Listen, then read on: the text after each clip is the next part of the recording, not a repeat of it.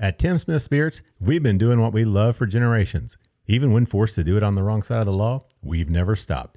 It's in our roots, engraved in our soul. It's our family story.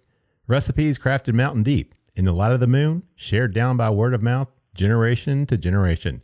Making booze on the edge of legality, living true to our rebel heart, driven by our defiant spirit, and rooted in our renegade urge to bring the world the real taste and kick. So break the rules a little, let go, and enjoy this moment with a drink of unpredictable and a taste of unexpected. Tim Smith Spirits and Climax Moonshine. Drink defiance. Proudly made in the USA and inspired by the American lifestyle, Country Smooth Bourbon was developed by the first female founder and CEO of an American bourbon whiskey company as a refined experience to be savored on its own or enjoyed in cocktails. We are dedicated to celebrating the spirit of America and the crafting of premium bourbon whiskey. To learn more, visit countrysmooth.com, where you can order online or find a retailer near you. Cheers. Country Smooth. Female founded, country grounded.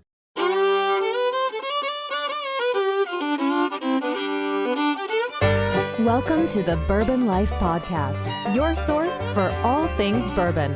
Join your hosts, Mark and Matt, as they drink and review bourbons, share news about upcoming events, interview the who's who in the bourbon world, and, most importantly, bring you along for the fun of living the bourbon life. Now, here's your hosts, Mark and Matt. All right, everybody, welcome back for another episode of the Bourbon Life Podcast. I'm your host, Mark. With me, as always, live in the Bourbon Life Studios, otherwise known as my basement. Tonight, with me is my good friend, my drinking buddy, Matt. Matt, how you doing, man? Hey, Mark, I'm doing really great tonight. How are you? I'm doing good. I shouldn't have said drinking buddy because it's dry January and we are still participating in dry January. So my sipping buddy, right? That's right. Our everything but the finish buddy. Yeah, man. That's all right. We're almost halfway through. By the time the show comes out, Matt, we're going to be right at halfway through the month, man. So that'll be, I know it's no big deal to you. It's Easy going. Easy peasy for you, right? Mr. Iron Man. No problem for Matt to knock that out. So, but yeah, we got a great show lineup tonight, Matt. I'm really excited about it. We are the Bourbon Life Podcast presented by Tim Smith Spirits. We do want to thank all of our sponsors as well. We really appreciate all the support that we get from you guys. Thank you all for all that you do for us. We couldn't do the show without you all. With that said, Matt, you want to tell everybody who we have with us tonight? Absolutely. Joining us on the Bourbon Life Podcast this evening is the man, the Master Distiller from Barton, 1792 Distillery, Danny Kahn. Danny, great to have you on the Bourbon Life Podcast. Hi there. It's great to be here. Thank you for having me. Yeah, I'm sorry it's a dry January for you, but I love tasting, I love talking about, and I love making bourbon, so I'm looking forward to it. Yeah, well, great. Well, we're happy to have you on this show, Danny. We should have done this a lot sooner. You're episode number 101 for us, so that's a pretty big milestone. We're excited about that. And Matt and I were actually just down at 1792. We didn't get the opportunity to meet you, but we were just there last month. Actually, we got invited by Brad Williams and Liquor Barn to come down and pick a barrel of Full Proof with him. So that was a lot of fun. That was my first time getting to pick a barrel down there. So we had a really good time. It was cold. It was kind of weird that it got cold that week, and we went down there because it had been so abnormally warm for December. And then the day that we went down there, it was like 30 degrees. How was your barrel? I think it turned out great. Yeah. Excellent. I think we picked the best on the day. All right. I agree with that. I'm looking forward to that coming out. And Brad was kind enough. He's going to allow us to put our name on it with the Liquor Barn. So it will be the Bourbon Life Liquor Barn pick. So Liquor Barn, I guess I should say the Liquor Barn Bourbon Life pick. So we're really excited about that. We're excited to have you on the show with us, Danny, as well. Appreciate you joining us. I know you've had a long day, had a long night. We were just talking about that. Congratulations. You are a former alumna of Georgia, correct? So Correct. Yeah. Yes. Congratulations. Yes, and just a funny little side bit on that. I grew up on the West Coast, and no one really cares about college football out there. There's just UCLA and USC. Now it's bigger than it was, but in Georgia, it is a big deal. Yeah. And the first game I went to, was an infamous Georgia blackout game. And I think my facts are a little fuzzy, but Georgia came out in all black. I think they were rated 5. Alabama was rated, I think, 8. And it was at UGA. And Alabama just absolutely stomped Georgia. It was something like 42-3, and Oh that man. was essentially regarded as Saban's coming out party. Wow. And Okay. so last night was nice because you learn to I hate to use the H word, but Yeah, I that's how get it. we feel about Alabama and Georgia. I completely understand that. Being in Lexington, Kentucky, true blue Kentucky fan, we have those feelings against other teams, one to our south and then one a little bit west of Lexington as well. I won't mention either one of those teams, but not quite the rivalry that you guys are. But yeah, I completely understand that. But congratulations to the Bulldogs on their big win last night. That was a really exciting It game. was So fun. yeah. So let's talk about we've got I picked up these samples today. I was like, oh, wow, we got a lot of stuff here. So we got a lot to taste through. So I'm really excited about that. And I don't want to forget to talk about what we're drinking. So let's talk about what we got poured up first here, Danny. I think we're going to start with this small batch. You want to tell everybody a little bit about that? Small batch, yes, it is. It is essentially, I guess, what we would call our flagship.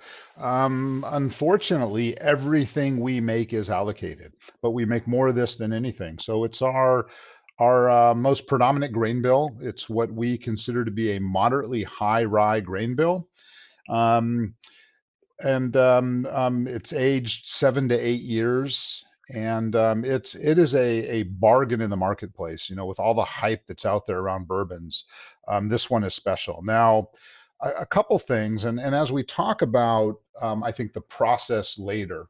One of the things that I like to talk about are levers that I get to pull to create flavor, and I'll talk about a couple of those now. And by the way, everything that we're going to taste today is the same grain bill. The last one is obviously very unique. Okay. There are different production parameters. Where are they in the warehouse? How long have they been aged? What proof they're at? How they were processed? So the things that I think stand out for 1792 is that it's a nice age. 7 to 8 years old is where it runs. It typically comes from a high spot in our warehouse, and we'll talk about that a little more later. High in the Okay. warehouse, high in the rick house means higher temperatures, lower humidities, and those are the conditions that allow the bourbon to create color, certainly faster, but flavor and some really special flavors. But the high rye make it a super great bourbon for cocktails. The small batch comes in at 93.7 proof. Okay. But what makes, I think, our bourbon unique are the grain bill, the high rye, but also the yeast we use is really quite aromatic. There's a lot of fruit characters. And again, we'll talk about levers a little bit more later. But fermentation, and that being a primary part of my background, is I think one of the most important parts of our process. A lot of the congeners, the aromas and the flavors that develop are what age and change and get complex over time. So we start out with a pretty fruity yeast, and it just provides enormous complexity. Stone fruits, aged cherries, dried cherries, raisins. Everyone knows what a grape tastes like. A raisin is a grape that's been dried, so the flavors are concentrated and they get a little oxidized and they get a little bit different. So those fermentation evolutions and the grain bill are two of the things that really make this bourbon special to me. Nice. Matt, what are you picking up on it, man? It's got a nice, good nose of sweet corn on it. I pick up like sweet cereal grain, like a frosted flake or some sort of like a sweetened corn cereal with it as well. There's something a little bit floral to it as well. Just a touch of a floral quality in it. I forgot how much I really enjoyed the nose on the small batch. It's been admittedly a little bit too long since I've been back to it, but Mhm. it's just got a really, really great nose. Yeah, no, that's funny you say that, Matt, because when Danny and I were communicating about doing the show and what we're going to taste and everything, I told him what I had, and I was running through my bottles of 1792, and he wrote back, he's like, "Well, how about some small batch?" And I'm like, you know what? I don't have a bottle of small batch, which is kind of crazy to say that. But I did not actually. I have a bottle of about everything else, but I did not have a bottle of small batch around. So, but yeah, And man, I pick up. Go ahead, Danny. no, I was just going to say it's the one that is easier to find than the others. I mean, unfortunately, the others are just not available. Everything is allocated. Yeah. Well, that's a good problem. Well, I shouldn't say it's a good problem. It's good for you guys because it means your product's in high demand, which has got to be nice. Yeah. But for bourbon fans, bourbon drinkers, we obviously want to, we want to find it. We want to be able to get it. But that just kind of drives that demand. It's kind of this cycle of I want to get it, but I can't get it, and it's like more people want it. So Yeah. kind of interesting the way that Yeah. works out. We had an interesting gap a couple of years ago, and in order to bridge that gap, I was approached by some sales folks saying, "Hey, how about if we, just for the next 4 months, release a little bit early?" Yeah. And I knew the answer was going to be no, but I said, let's taste it and let's try it. And the answer was no, because there is a minimum age. And I think age is often misinterpreted. It has more to do with the maturity, because a bourbon that's 8 years on our third floor of our rick house is totally different than 8 years on the seventh floor. Right. So age is really not the number to talk about, but it's a good relative reference point. But I would not release it early, and we had to go short, and we ran out of accounts in many, many, many places for about a 4-month period, because it was not ready. It needed one more season of that Yeah. high temperature summer into fall to help it to mature. Yeah, and I didn't realize the age statements on this was that high. I mean, that's because it's everywhere I looked, it was like, NAS, there's no age statement with it. So that's good to know that it is that 7-8 year. I mean, that seems to kind of be that sweet spot, at least here in Kentucky, for Yeah. our bourbons in this region. It seems that 6 to 8 seems to be that really nice sweet spot for a tasty, well balanced, well rounded bourbon that's not going to throw off any specific characteristics, overwhelmingly one way or another. Yeah. And this one definitely does that. And I pick up, on the nose, I get a little bit of that rye spice coming through. Yep. You said it is the higher rye. I know you can't tell us what exactly that mash bill is. I know it's somewhere between somewhere and somewhere, maybe. I get some of that stone. Yeah, sorry. I did not mean to interrupt, but I get excited about bourbon, and it's not just the rye, because some ryes come across as being very, very cinnamony. Some can Right. be very pickly, dill in particular. Ours tends to be it's a blend of a few varieties. It tends to be a little nutty and a little floral and a little spicy. So pepper, floral, generally floral stuff, and nuts, and that's the rye that I like. I just think it's an incredible blend. Yeah. Yeah, it really is. Matt, I know we're going to taste two different things in this round. So let's jump into the taste real quick. And what do you pick up in terms of the palate on this one? Good and spicy right on the tongue. Pick up Yeah, that it is. rye, that nice peppercorn, that heat really comes through. It's got feels, I know it's not a tasting word, but it feels kind of crackly for some reason in the mouth. I think that just is the word that I feel it associates with it. But it's got like a nice, good oily quality to it. And I'm picking up more of the fruit. There's like a little bit of plum, a little bit of like currant red wine fruit Mhm. coming along with it. But nice heat, nice spice that after the first sip really tames down and just provides like a nice warmth and good character on the palate. I don't care how long people have been drinking bourbon, but that first sip is always a little out of balance if you haven't tasted all day. It's alcohol, it's hot, and I will always put a little bit on my tongue to sort of equilibrate my tongue before I focus on taste. But that first sip, is always hot, and I hope I never get to the point where I don't find it to be hot, because I think that Yeah. because I think that that's just part of our senses, and it's what we're tasting and feeling. So That's when it's time, when it loses that heat, that's when it's time to do dry January, February, March, April, and maybe even May or June, I think, yeah, maybe that's the answer. Luckily, I've not gotten there. I enjoy it too much to get to that point. Yeah, I completely understand that. But I agree with you, Matt. The spiciness comes through on that rye, the peppercorning kick. I like that. It's not like a punch in the face. It's just that really nice feeling. It does coat the mouth well, which I really enjoy. This is 93.7. I think it drinks a little bit higher, in my opinion, than 93.7. It could just be because those were my first two tastes. But I will come back and visit that. But yeah, I mean, like I said before, it's just a well balanced, well rounded You got that sweetness. You got the, what you expect from bourbon. You get that sweetness, like a caramel kind of vanilla flavor as well. This one actually has a little bit of a tannic effect. To me, I do get a little bit of a drying effect on the finish. I don't know, Danny, if you pick that up, or if that happens for you, or Matt, if you guys are getting that, or if it's just me. So I wasn't picking it up. I'm not getting dry, and when I taste, color is always first looked at, but aroma is my what I focus on, and I try to understand what the primary characteristics are, and then secondary and tertiary. sure. But to me, it's aroma, flavor, and finish. And finish is more of a feel, speaking to the viscosity, maybe the heat, how long the flavor lasts. So that's how I taste: aroma, flavor, and finish Okay. are my categories. Yep, that makes sense. And I tell you, this one has a finish on it that does keep going. My tongue is still tingling off of that. So, One thing I get out of this one that I often don't get out of our small batch, I get it in a higher proof or an older product, but I get a certain component called a lactone, and there are two versions of that. This one is toasted coconut, and again, we're oh, probably let's see. I'm not sure if you're tasting the exact same one I am, but it's probably it's probably the same lot. I'm just trying to recall exactly where I okay. sent that sample from. But lactone is something that comes from the oak, and I generally don't get it until it gets a certain amount of age, or more accurately put, a certain level of maturity.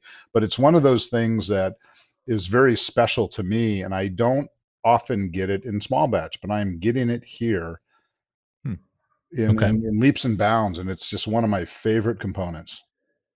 Yeah, I'm not. So you say it's come across as like a toasted coconut? Is that Absolutely, yeah. okay? Lactone is, yeah, absolutely, it's Okay, coconut, and Matt, do you pick that? the toast comes from more of the caramel and the barrel aging characteristics. A little bit Gotcha. different. I'm gonna leave some in my. I'm just gonna leave a little bit there and come back and check on that one, because I want to see if I can pick that out. Of course, now I'm gonna have it in my head, Danny. Yeah, I'm gonna be like, oh yeah, there's that toasted coconut. yeah. That's a bias that's hard to get over for sure. Yeah, no doubt. So let's talk about you. We've talked about the small batch.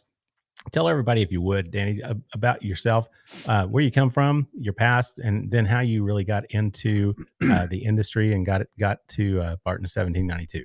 Sure, and that could be a really long story, but I will try to hit on some of the key components. And honestly, one of the key components starts when I was about 5 years old. And this is not an inappropriate story, but I grew up in California, and I grew up near a couple breweries, and I traveled by them, and I played baseball near one, and I always loved the smell of the brewery. And I learned later that I would drive by, and it might have been that the hopped wort was boiling, or another time it was when the mash was cooking. And I learned that later, and I'll explain why I learned that. But I ended up going to school at the University of California at Davis as a chemical engineer. Um, didn't have a whole lot of real purpose as to why I wanted to do chemical engineering, but I ended up actually buying a little pot still at a pawn shop. And that honestly is what sort of started it. And then there's a big gap. And although this may not sound great, we would pour the empty bottles of wine and beer in this still, and we'd distill it, and we would distill it literally 8, 9, 10 times. So we were making a vodka. It was a very bad vodka because, by definition, vodka is colorless, flavorless, odorless. And this was pretty high proof, but it had a lot of funky flavors. But we made vodka for the purposes of not wasting alcohol as a college student. However, I started to make beer as a hobby. And unbeknownst to me at the time, UC Davis has a beer making program and a wine making program. It really is, I think, the quintessential brewing. People in Oregon might disagree these days, but great beer program and the winemaking program, viticulture and enology. And I started making beer as a hobby. And my roommate and I brewed beer we brewed about 10 gallons a week for 2 years. And our Wow. brew house batches would be 10 gallons, and we'd split it. Two fermentations, different temperatures, different yeast, different aging, whatever. So we always had an experiment going. And I started to really study the scientific journals that were at the UC Davis Library, because there was a lot of good science that went on around alcohol production, and most notably beer and wine. So I changed my major actually from chemical engineering to fermentation science. For me, it was a cross between chemie and microbiology. And then I worked at several wineries because it was right down the road from Napa Valley. Didn't love the winemaking process. I did enjoy wine, but I didn't love the Yeah. process. To me, the brewmaster, the master distiller, has so much more control. In wine, there's a much bigger emphasis on how the grapes are grown, and all they do is crush the grapes and add yeast. Brewmasters and distillers have to convert the grain, and then how you blend the grain. And, there's so much more stuff you do as a master distiller. So long story short, I spent many, many years in the beer industry. I'm working with one major big distiller, and I worked there for many, many, many years, 25, over 25 in a whole bunch of locations. I was in charge of their new brand development for a while when craft beers were becoming big. Yeah. I did a bunch of projects, and I did troubleshooting at all the breweries, and I ended up doing some international work, and I was our vice president's assistant, and the technical education was so outstanding. This was Anheuser-Busch, and I ended up leaving as their senior brewmaster from their Georgia brewery, which is why I Okay. am a Georgia fan. I lived in outside of Atlanta for about 7 years. I left in 2014, became the technical brewery director for Sierra Nevada Brewing Company, and Okay. was in charge of raw materials and new brand development and sensory and R&D and the quality departments and the brewing departments. And we tinkered and interacted with some distillers. And it was about that time. I've always been a big fan of bourbon, but actually before that, but especially during that time, my bourbon collection started to really grow. And I probably, 15 years or so. I wish I knew back then what I knew now, because, passing all those bourbons on the top shelf. How much is that? $80? Yeah. I'm not going to spend $80 for a bottle of his old man on the cover. Yeah. Yeah. What do you think? And unfortunately, I did not know what that would become. But I really fell in love with bourbon. And when I left, when Sazerac and I started discussing this position, and it seemed like a really good fit. And now I'm fond of saying two things. Beer wants to be bourbon when it grows up.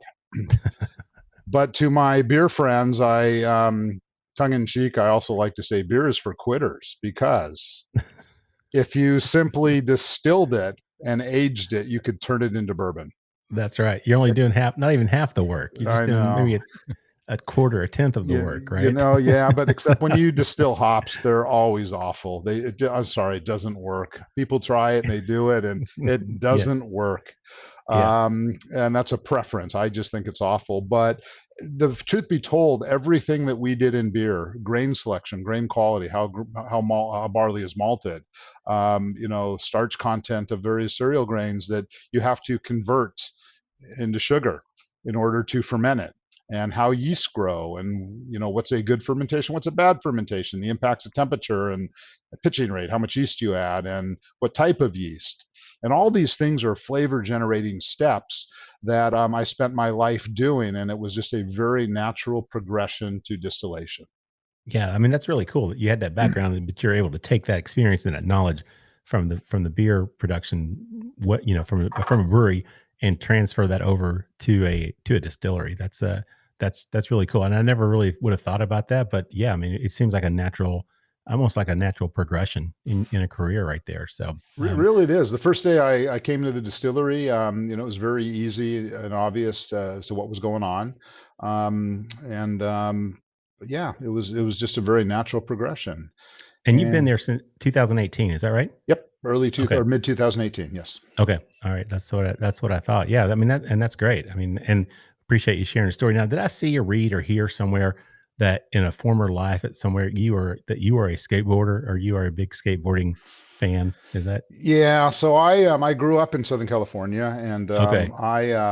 I grew up probably not the typical distiller background, but through high school my hair was you know this long of a ponytail, if I ever wore a ponytail, but I didn't. I grew up surfing, and I was a vertical skateboarder for 14 years, Nice. broke many bones and many impact injuries. Yeah. And then when I grew up a little bit, I started racing mountain bikes and BMX, which also has a way of beating you up a little bit. And Sure. and if that wasn't enough, I ended up doing whitewater kayaking for about a decade. And you don't get hurt a whole lot, but you almost die on a regular basis. Yeah, So that's whitewater rafting. I just can't, because I'd be the one the boat, it flips upside down, and I'm not going to be able to right myself, and then my kayak would just be floating, down the yeah, down the stream. rafting is I'm not a fan of rafting, but Yeah, kayak, you have control and you can steer and navigate, and right. it was exciting. It Yeah, was exciting, for yeah. I sure. can imagine. So on the skateboard, were you a vert ramp rider, or are you like a pool rider or a street skater or what? Street only to get from point A to point B, but we built. This goes back a little ways. We were not doing. This is the Dogtown era. This is early Right. on. Yeah, Lords of Yeah, Dogtown. and Yeah. then now the documentary was great. The movie not so good. The documentary was a very self-congratulatory Mm. documentary, but it brings back a lot of the schools with the embankments that I used to skate. But we built some ramps, but and they actually talk about this in the documentary. This was during a drought, so people were not allowed to fill their swimming pools. So we would Oh yeah. search neighborhoods for abandoned houses and clean out the pools and skate them. And it's we were not I'm not proud of everything. It would often it damages the pool like crazy. But when Sure. you're a skater, looking for that rush, you're not really thinking about Right. being responsible, I guess. Right. Right. Yeah. So, but that was an obsession of mine. Skateboarding and kayaking were probably the two biggest. Very cool. That's good to hear. I appreciate that, and I'm glad I Mhm. saw that or read that or heard it somewhere, and I was like, I've got to ask him about that. So, all Can I right. So share let's. one story real quick, just Yeah. because Sure. it's Go right ahead. entertaining? Oh yeah. Definitely. So I bought my daughter a skateboard probably in about 2009 and maybe 10, I don't know, somewhere in that period. And I came home and the family is like, "What are you doing?" And I said, "It's okay. I got her a helmet." And they said, "No, we're not concerned about her, you," because I bought a new one for me too. So I was teaching her to skateboard, and we were at a skate park, just ramps and bounces. And I jumped in the pool, and I hadn't been in a pool in a long time, so I just did a carve, and I stopped. I wasn't kick turning or Right. pumping, Yeah. just one. And then Mhm. I thought, you know what, my goal is to hit tile. I'm going to hit tile here, and I did. I finally hit tile, and I was so excited about it. I did, turn off the back wall, and I had to bail out, and I didn't hit the ground, but I twisted my knee, and something happened. I knew it. And Oh I'm man. jumping around, and I'm just F. And my daughter's filming, and she says, "What's wrong, old man?" And I say, "We have to go now." Anyways, long Oh. story short, it turns out I broke my tibial plateau. Oh damn. Oh And Yeah. man. Yeah. so That's my no fun. family were right. They Yeah. said, "What are you doing?" So Oh, yeah. But man, those old habits like that die hard, right? sad reality of getting old, I guess. I guess so, no doubt. Well, Yeah. okay, so we've had the small batch, which definitely enjoyed. Matt, looks like you're enjoying it obviously as Mhm. well. So we've got the bottled and bond poured up here. We're gonna talk about it a little bit. Danny, you want to tell everybody a little bit about that one as well? Yep. I like to taste this after the small batch because, again, it's the same grain bill, um, generally the same age, but tends to be just a hair lower in the rick house. So less age notes in theory, a little bit more grain because, as the bourbon ages, I find that in our product, I think most, the grainy characters tend to get diminished, and not because they go away, but because I think they're masked by aging and oxidation and wood extraction. So this will have a little bit less of the age components, and it is by law bottled and bond. Excuse me, 100 proof. Again, age at least 4 years, all from one season. And in case your fans don't know it, bottled and bond is the oldest consumer protection good law in the United States, the Bottled and Bond Act of 1897. And prior to that, it was there were shysters making clear spirits and putting tobacco spit in them, Yeah. at the end of the night, and just who knows what else. Tobacco tea would probably be a little more desirable, and maybe some other things, but this was to protect the consumer.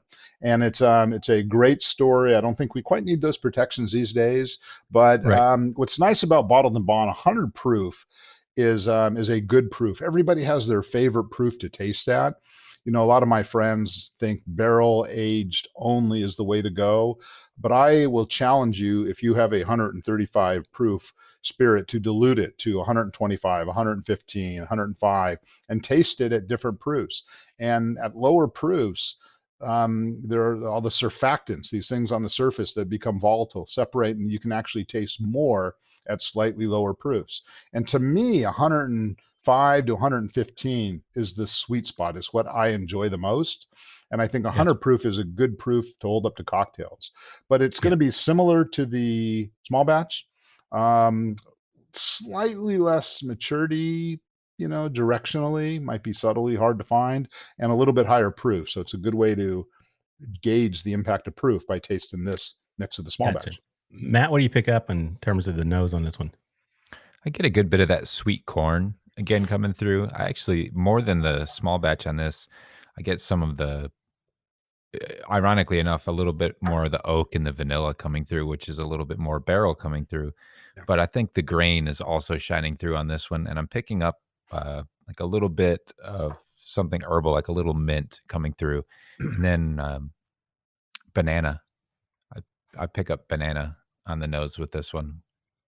Yeah, our bourbons are often people pick up banana, and that is I talked a little bit about the fruity character our yeast produce.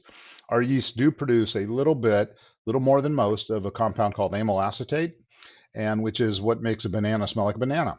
And often people will talk about our bourbon as bananas foster. I don't get it all the time, but that makes sense, because if you get the banana and you get the caramel and the oaky notes and those caramel aging notes, that's kind of what banana foster is, right? Banana Right. sauteed in sugar and maybe some spirit. So yeah, banana is not every day, but it's a common characteristic of our bourbon, and it's Yeah. very, That's very, very subtle. It's not like a Bavarian Hefeweizen, which is all banana and clove. It's subtle. Yeah, it's funny, Matt, because I was trying to put my finger on what it was, the sweetness that I was picking up, and as soon as you said that, it registered that was a hint of banana that was coming through on that one. But I agree. I mean, this one to me, it's still it's similar. I don't pick up as much as of the rye on this one in terms of the nose. Like for some reason, it was coming through a little bit more on that small batch to me. Um, but I see what you're saying in terms of like cereal, the grains coming through. I think you mentioned like, did you say frosted flakes or something sweet, cereal, Matt, something like that I thought on on the small the small batch. on the small batch you did, right? Yeah. That's kind of coming through on this one for me. I'm getting that sweetness with a little bit of the corn grain. But yeah, all around just another nice, a nice balanced aroma for a bourbon. And this one's going to be, you said probably just a little bit younger. Is that right, Danny? Not younger, but Okay. lower in the rick Lower in the house. house. Okay. So it's Gotcha. going to have just a nudge less mature components. I got you. Yeah, that makes sense. Well, guys, we're at the end of round one here. And I hate to wrap that up so fast since we're just kind of talking about this bottled and bond. Matt, talk about the palate and the finish on this one real quick so we can wrap that one up. The palate on this has that nice peppercorn up front, but I think it also lends to a little bit more cinnamon or something, a little bit more of the baking spice type element of the heat with it. Again, I get the banana coming through and like a little bit of bruleed sugar or some sort of like a sweet toasted cream on it as well. I think I'm just kind of thinking of like banana desserts now, but Right. there's a little bit of that coming through on it as well. But the grain definitely shines on the palate with this one as well. You taste a little bit more of that rye, get a little bit more of that fresh rye bread, that cracked rye bread coming through with the palate on it. Yeah, I get that rye spiciness as well. It's funny because as it lingers more, I'm almost getting kind of a honey uh, finish on this. It's almost like a little bit of sweetness that's coming through, almost like a honey to me. I don't know if you're getting that at all or not, but Yeah, I maybe agree. it's just me. Okay. Mhm. Yeah. Great. Well, I'll tell you what, Danny, let's take a quick break, get a word from our sponsors, and then we'll come back with more with round two. So everybody just sit tight. We'll be back with more with Danny Kahn, Master Distiller at Barton 1792 Distillery in just a minute. The Stave Restaurant is a bourbon lover's paradise right here in the heart of bourbon country. Located at 5711 McCracken Pike in Millville, Kentucky, between Castle and Key and Woodford Reserve, Chef Kyle Klatka prepares amazing food each day that features an elevated Kentucky-inspired cuisine. With a full-service bar, great bourbon flights, and signature cocktails, the Stave is the perfect place to catch up with friends after a fun-filled day of touring the local distilleries. Be sure to check them out online at thestavekentucky.com or at Instagram and Facebook at The Stave Kentucky. Three Chord's line of whiskeys embody the spirit of creativity.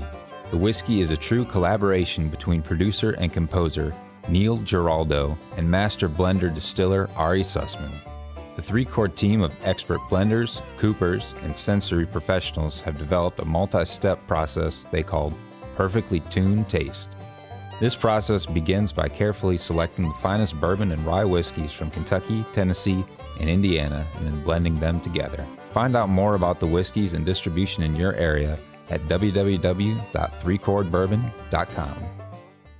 All right, everybody, welcome back for the second round of the Bourbon Life Podcast, presented by Tim Smith Spirits. I'm your host, Mark. With me, as always, live in the Bourbon Life Studios tonight is my good friend, my beanie wearing buddy, Matt. Matt, how you doing out there, man? Hey, Mark, I'm doing good.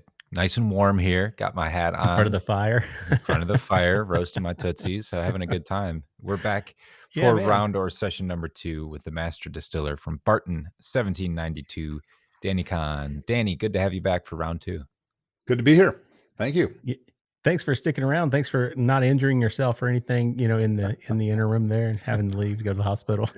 Yeah.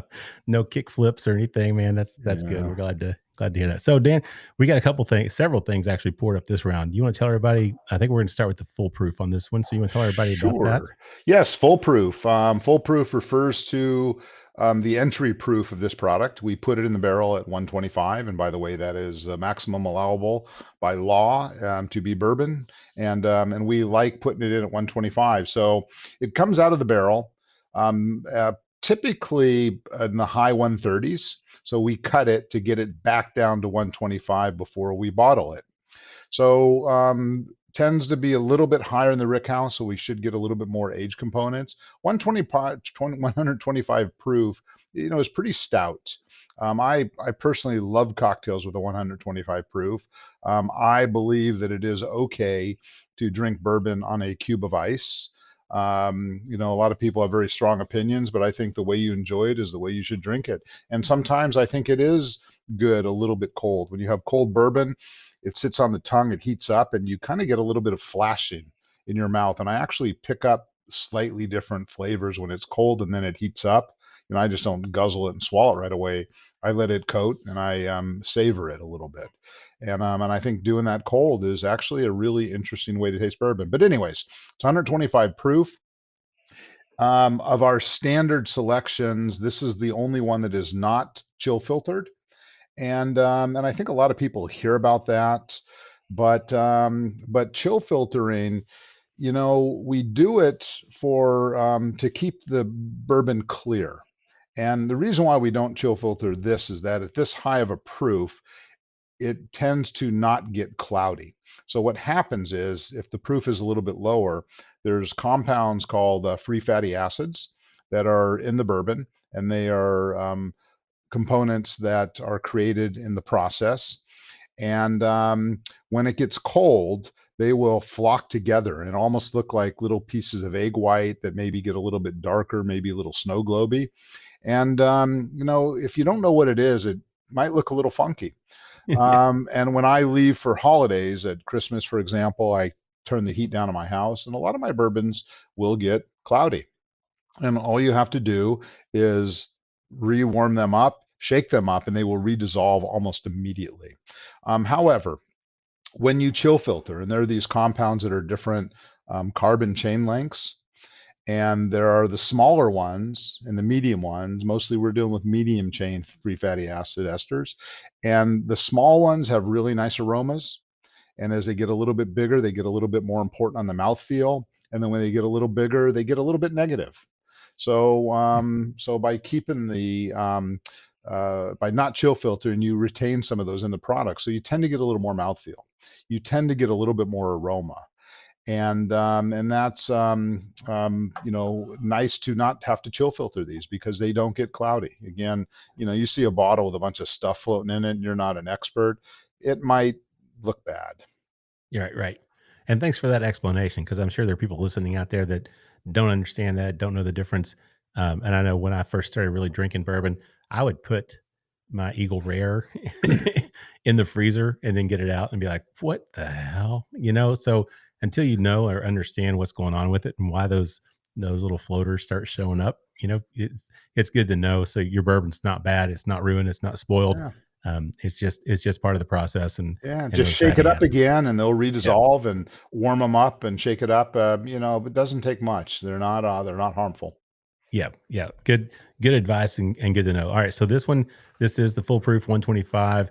Are we talking about roughly the same age, or is there a different Roughly age the same range? age. It might get a Okay, little bit older, but roughly the same age, hovering around 8. This one probably gets a little bit older, and again, we try to pull it from the higher ricks in the rick house.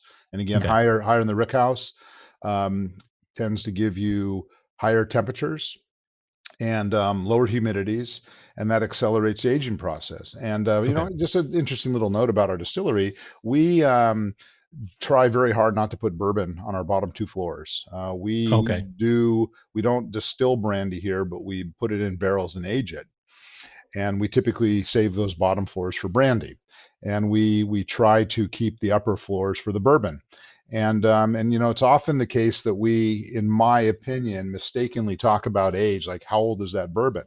Well, I've had and I've done an interesting experiment where I've had a 12-year-old bourbon that was on the 7th floor of our rick house versus on the 3rd floor, and they are distinctly different. And you would never guess that they are both the same age. So when I talk about how a bourbon is aging, I like to speak in terms of maturity, not of age, because again, a 12-year-old bourbon in a cold, palletized warehouse is not going to taste like a 12-year-old bourbon that's been up in a rick house, where you get extreme temperature changes and you get absorption in the wood when it's hot and you push it out when it's cold, and you get evaporation, which concentrates it and extracts more out of the wood.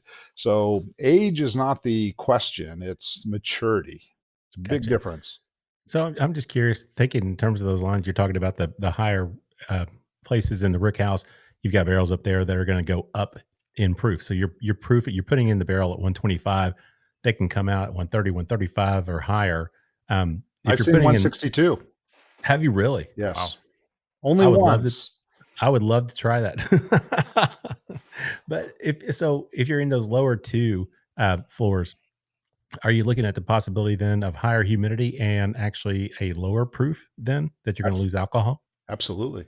Yeah. And Okay. and and in So fact, when we talk about this last 12-year-old, it had some really interesting circumstances that we'll talk okay. about that speak to Okay. that directly. Okay. Great, Matt. What are you picking up on this one, on this full proof we got here? I think the maturity on the nose comes through a little bit more. I pick up more toast, more oak. It's got almost like a like smoky, leathery type, like tobacco type nose to it, which I think again might be a little bit more of the maturity coming through. But there's also something sweet. I think that honey that you were talking about with the bottled and bond.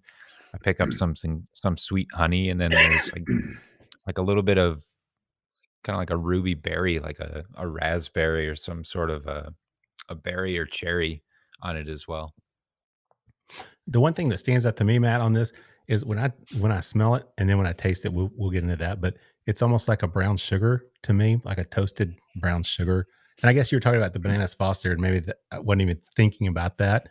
Um, but on this one, for some reason, as I nose it, and even as I moved into tasting it, I just kept getting this sweetness that to me just kind of reminded me of a brown sugar type of flavor.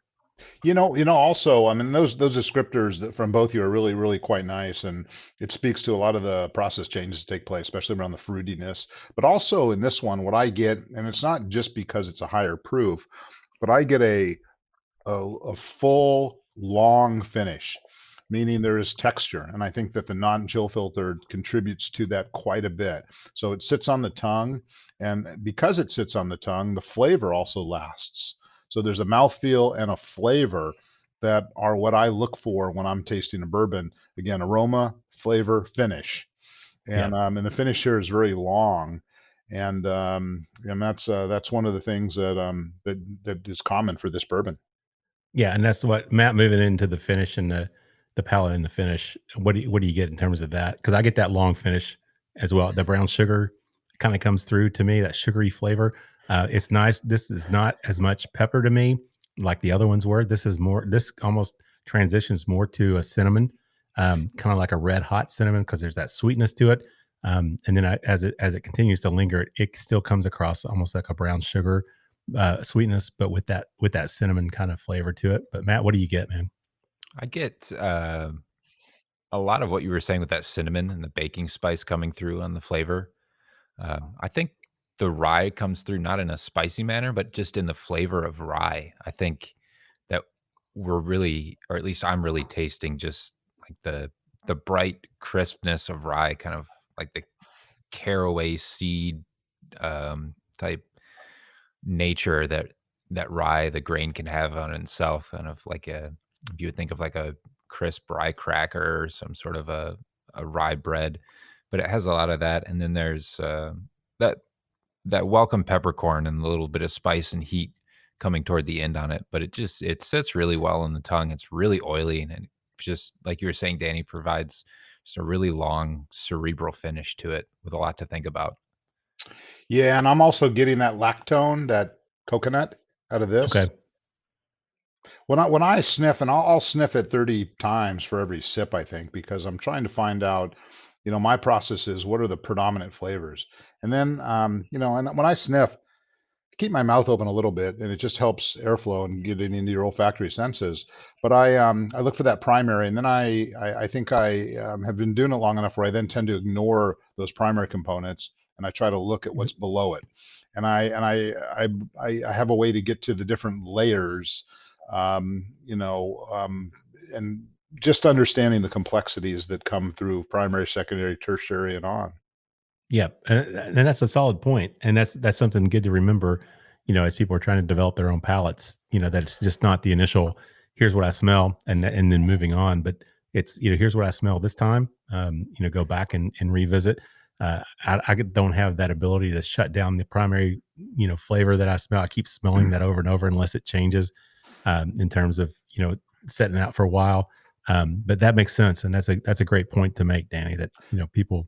Yeah. One thing that I really encourage people to do, I think we have a habit of sniffing with our mouths closed, but if you sort of do it a few times and then do it, not with your mouth wide open, don't need to, do that, but just a little gap, Yeah. and as you sniff, you just allow airflow and circulation, and I'm able to detect so much more by just keeping my mouth open a little bit. Yeah, I agree with that, and that's what I usually try to do. Just so I don't want those alcohol vapors, trapped in my olfactory senses up there and blowing me out. So it kind of gives them an escape route as well, so they can go out the mouth. So, so let's talk about then the distillery itself. Can you tell us just a little bit? I know that it's got a very long, storied history, and that would be an entire episode by itself. But can you give us just a Sure. kind of a synopsis of Barton 1792 Distillery? Yeah, and there's a few key dates, and actually it ties very nicely into the last one we're going to taste, the Thomas S. More product. That'll be the last one we taste today. But the history goes that Thomas S. More's grandfather came here in the 1800s, built the first cathedral in Bardstown. And Thomas S. More himself was born in 1853. And in 1877, him and his business partner started up a distillery, Mattingly and More. And what's interesting about that facility, that is on the property where we are today, and it's essentially where our bottle shop is today. And Oh, then there's okay. a road that goes down the center of our facility, and on the other side of the street is the distillery street bottle shop. In a couple years later, in 1879, Thomas S. More sold his shares, and he started up his own distillery called the Thomas S. More Distillery. and they got pretty sizable. And at some point, they were producing up to 200 barrels a day. But it's interesting. He was right across the street. There's a spring that still exists on our property today that we named the Thomas S. Moore Spring. I don't know if it probably didn't have a name back then, but he moved across the street to do his own thing. And he was very innovative, very active, and a very dynamic figure in the distillation world. Um, things sort of stabilized. Prohibition came 1920, 1933. We were down completely. We were not one of the distilleries that was running. 1933, his son, his name was Kahn, C-O-N. I forget, that was short for something. But anyways, Kahn ran the distillery for quite a while in 1933. And then in 1942, I believe, it was bought by a Chicago businessman named Oscar Getz. And it was Okay. about that time he named it the Barton Distillery. I don't think it was called Barton 1792 for quite some time later. That's something I got to touch up on. But no one really knows where the name Barton came from. There are some great urban legends about how there was a dog named Barton, so they named it after the dog. Um, um, uh, Someone who won a poker game got to choose the name of the distillery. Um, Another version or iteration of that was they got to pick the name out of a hat, and there was actually a hat maker named Barton, and they just took the label off the hat. There's no real known answer as to why it became the Barton Distillery. That's pretty Um, funny. I did not know so that. yeah, so the distillery burned down in 1945. I mean, just imagine probably restrictions on what you could or could not drink. A bunch of good old Kentucky boys, maybe smoking while they're distilling a lot of wood. So it burned down in 1945. Was rebuilt the next year. In about 1951, I think, is when we produced our first 500,000th barrel. Produced our 500,000th barrel, and it was a couple years later, maybe 57, where a millionth barrel was produced. And Oscar Getz retired in 1982, and he died unfortunately the next year. And Oscar collected a lot of whiskey memorabilia. He wrote a book of history and all this really great stuff in it. But what's cool is that his wife donated all of the things in his museum to the Oscar Getz Whiskey Museum that is in Bardstown, Kentucky. So if Oh, okay. anybody is visiting Bardstown, they really should visit the museum because it's pretty cool. So then, there were a lot of sales and purchases and stuff between then and 2009 is when um, uh, Sazerac bought it from Constellation, and it was part of a bigger deal. And they were actually going to shut the distillery down and the bottle shop down, and the distillery did go down for about a year and a half. And it started up again, and we've been at it ever since. We've done a lot of modernizations, we've done little expansions, but the facade of the distillery is pretty much as it was since the 1940s when it was built after the fire, 1946. There Huh. is one stone building that was original from 1897. And that's where our current boilers are located. And then the rest of the building is from 1940. We have fermenters that were constructed in 1944. Some of those did not burn down because they were carbon steel. We have some that were built in 1969, some in 2018, and some in 2021. So there's a variety of ages. So that's kind of the hit. What's cool about bourbon, it really is the only genuine American alcoholic beverage. Right. Right. Mhm. And there's a rich history, and that's one of the cool things about our industry. People, like to know that industry. We're actually in a holler. It's Right. a small canyon, and that's where the water flows. And if you didn't have water, you couldn't make bourbon. You also needed water to cool things because you boil them and make them into vapor, and then you have to condense them with water and cool them down and turn them back into liquid, and that's how you get whiskey. And if there wasn't water, you weren't distilling. Yeah, and you guys are So located. I mean, you're not downtown, but I mean, you're like right outside of downtown, but you're on we're like 190 acres, right? we're pretty damn close to downtown. Yeah. Yes, 190 Yeah. acres, and we recently built 3 new warehouses. Most of Okay. our warehouses are 20,000 barrels, and we have one at 33,500, and we have two at 58,800. Wow. And Okay. we're going to fill those up pretty quick. Wow. That's pretty impressive. And you wouldn't know, I mean, driving down, when you're driving up to the distillery, if you come in that front way, you really wouldn't have an idea as to the size of everything. And I saw some aerial shots over the last week or so, and I was just like, I had no idea Yeah. how big, how many rick houses, how many warehouses, how many buildings, just how expansive that it is. And it's just right outside of Bardstown. I Yeah. mean, it's in Bardstown, basically. To me, it's in Mhm. Bardstown, and you Well, we just are the don't. bourbon capital of the world. That's exactly right. Yeah. So let's talk about what we got poured up next, because we got a couple similar but different pours that we're going to enjoy right now. Danny, can you tell us Yes, about those? certainly. The first one is what we call, and these are our different expressions, 1792, but it's aged 12 years. Maybe not the most, creative name, but there is no confusion about what it is. So it is our standard grain bill, but it's been aged 12 years. So with that, there's a lot more losses. You get a lot more evaporation, but you get a lot more oak extraction. Again, hot weather into the barrel, cold weather pushes out. But to me, one of the most important um, flavor maturation reactions is not the oak, but as you evaporate liquid, you're also displacing it with oxygen. And oxygen reacts with those congeners from the fermentation.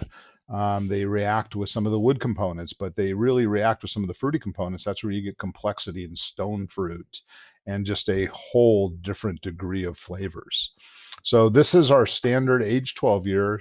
This would have been, I think, the third time we have released it. So it's a relatively new expression.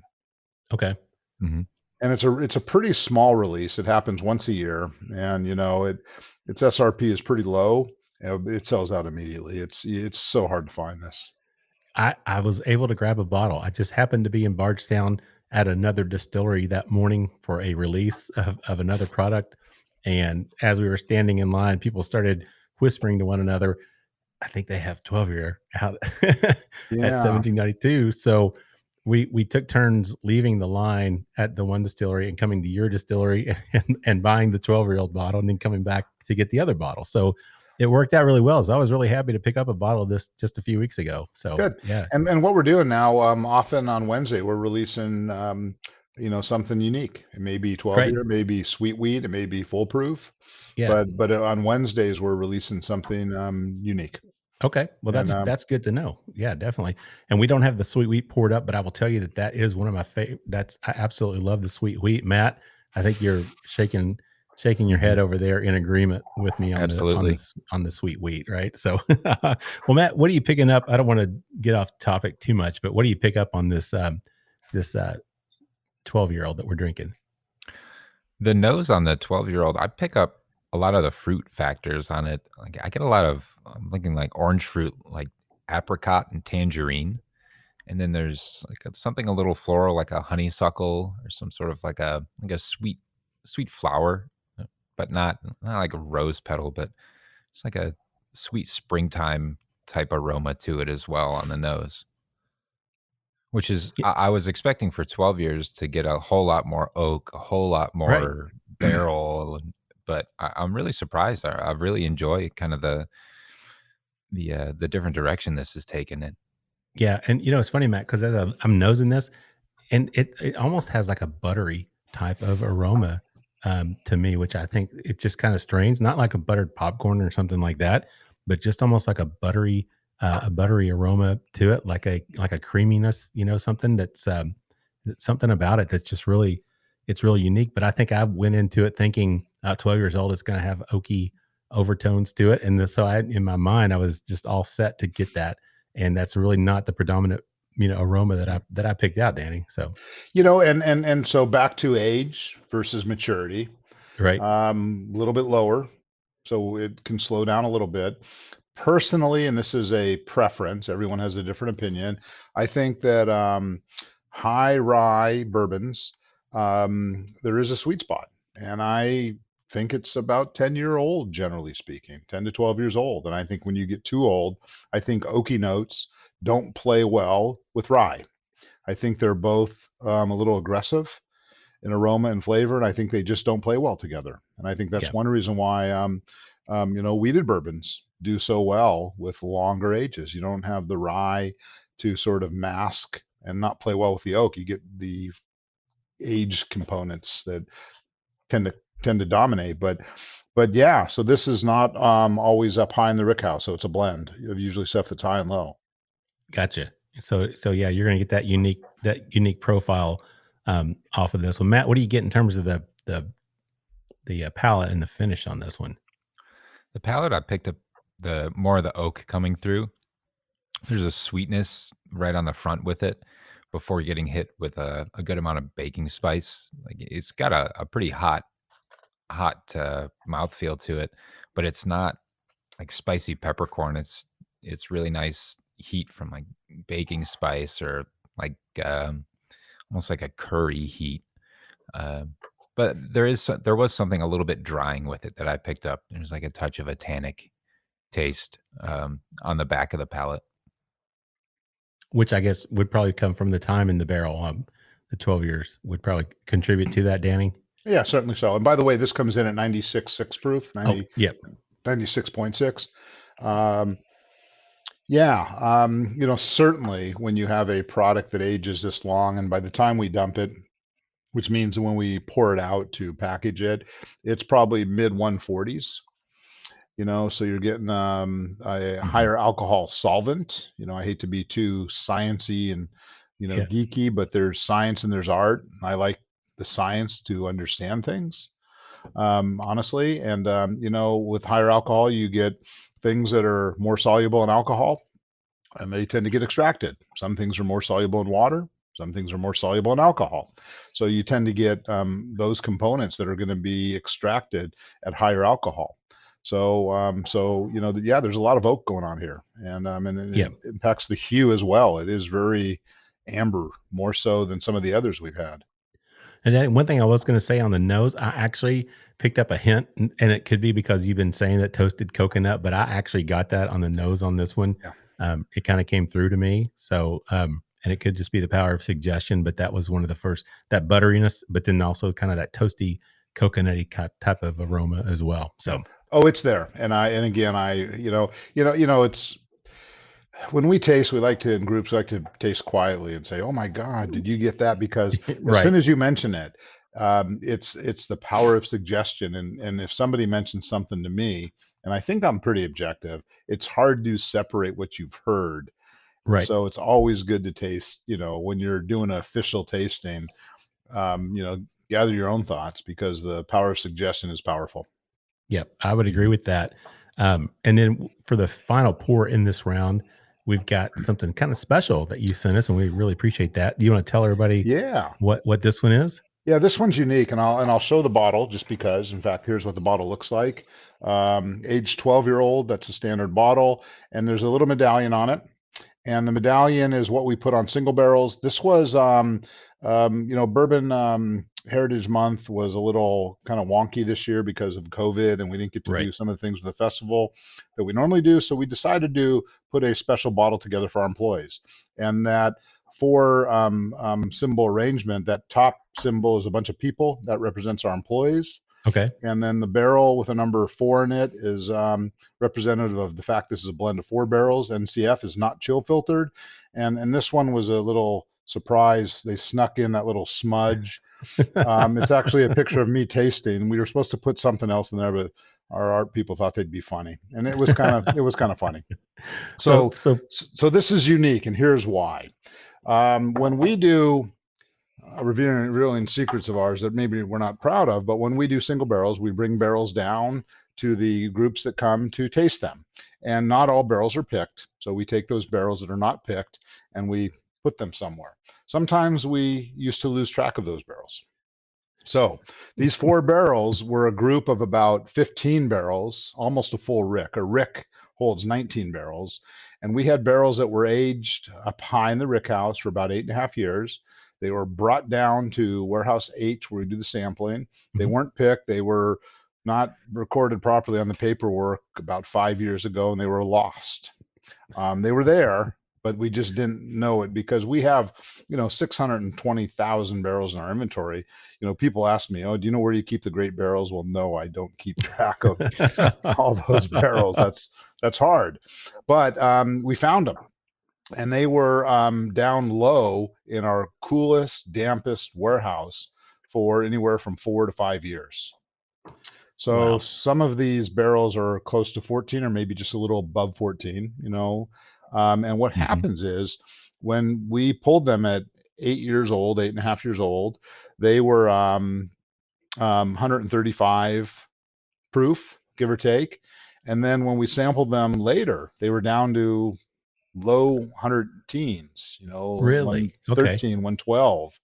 Gotcha. So what happened is in this cold, damp warehouse, they actually absorbed moisture from their surroundings. And that's where that temperature and humidity sort of control the ebb and flow across that membrane or the Yeah. barrel. Things go out Huh. or in based on temperature and humidity. And again, we like to call it the angel share and talk about the art. I call it evaporation, and we talk about temperature and humidity, which drive evaporation across that membrane. Maybe it doesn't sound as glamorous, but It's not as sexy, Danny. Come yeah, on. I know.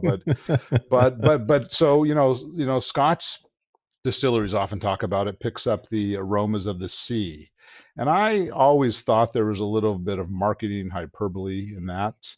But the reality is, and this is what is so interesting, is that some of these barrels absolutely smelled and tasted like this warehouse. It's got Oh, its wow. own Okay. unique aroma.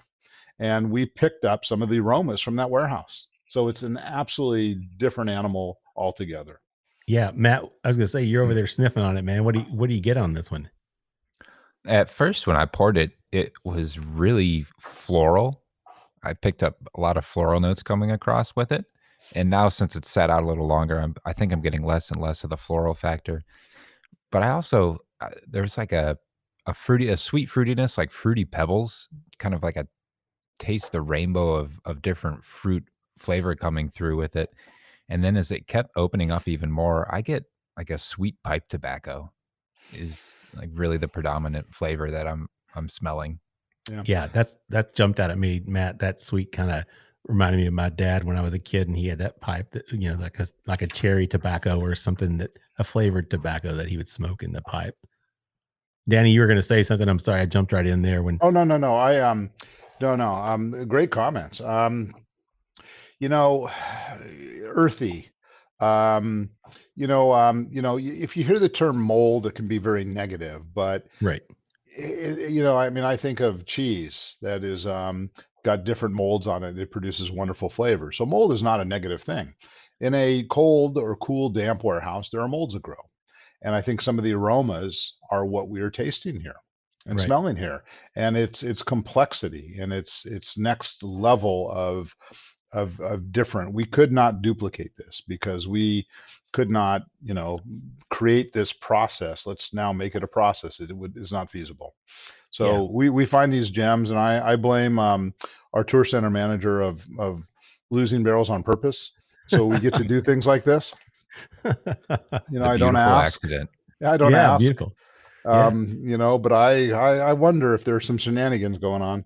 Yeah. It's like Um, nobody tell Danny, but we're going to take these 5 barrels and just tuck them over yeah. here. Well, We'll find them.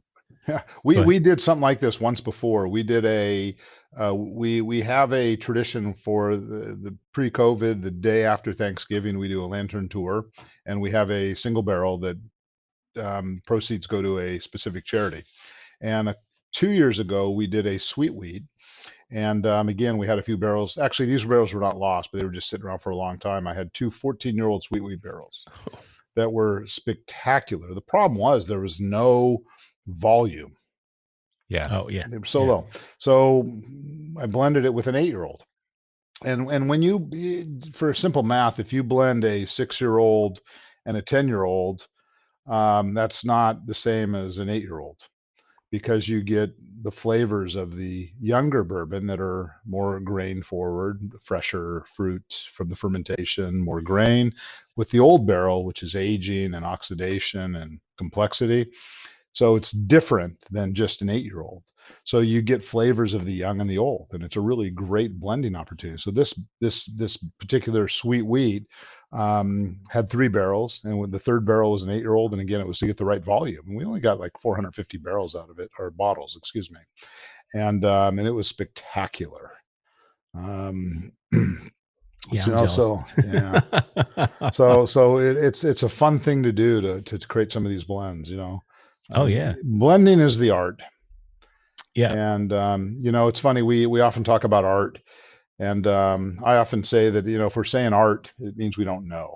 You know, so I don't like to talk about art in the process, because there is some science behind it. Now, blending is art, because it's impossible to, you know, determine what the best flavors are until you try. And by the way, so on a blend we had the first time we did some orphan barrels that, you know, I don't want to reuse that term, but they were lost barrels, ours.